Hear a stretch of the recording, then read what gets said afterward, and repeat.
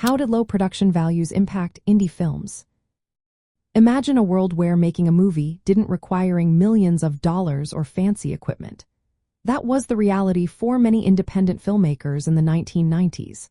When budgets were tight, filmmakers had to get creative with what they had.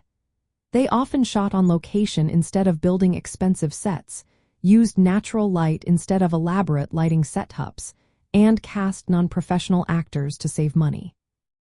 This approach gave their films a raw, unpolished look that became a signature style of the era. This rough aesthetic made indie films feel more real and relatable. Without big studio interference, directors could focus on telling stories about everyday life and quirky characters. Films like Clerks and Slacker used their low-budget constraints to highlight ordinary people and their stories, which really connected with audiences looking for something different from big Hollywood blockbusters.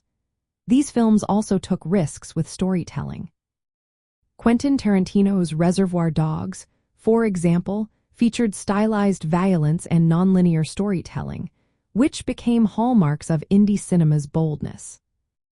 Low production values also encouraged experimentation. Filmmakers tried new styles and techniques that might have been considered too risky or unprofitable for major studios.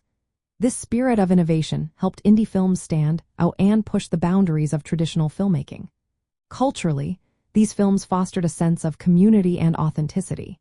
They shared an anti-corporate, do-it-yourself attitude that aligned with the underground music and art scenes of the 1990s. This made indie movies feel like a genuine expression of youth and counterculture during that time. Making movies with low budgets also made filmmaking more accessible. Aspiring directors could rent affordable equipment and shoot on film formats like 16mm or 35mm without needing studio backing. This democratization led to a flood of new voices and stories, many of which gained recognition at film festivals like Sundance.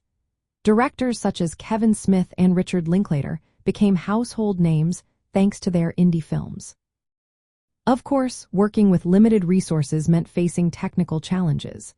The visuals could be grainy, sound might be less polished, and editing could be rough.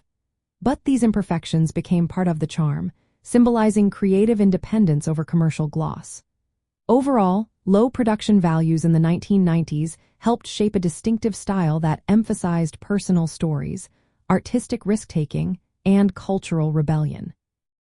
These films proved that compelling stories could be told outside the Hollywood system, inspiring future generations of filmmakers and audiences alike.